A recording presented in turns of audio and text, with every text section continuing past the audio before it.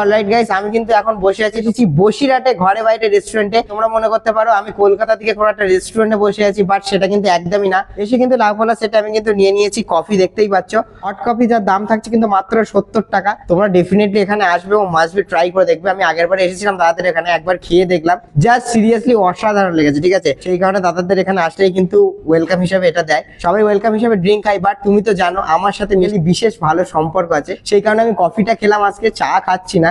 তো একটুখানি ট্রাই করে দেখা যাক। আচ্ছা, ওপরে একটুখানি দেখাতে বলবো, ওপরে কিন্তু কফি ডাস্ট দিয়ে দিয়েছে, আর এটা কিন্তু মিল্ক কফি। তো চলো একটুখানি ট্রাই করে দেখা যাক।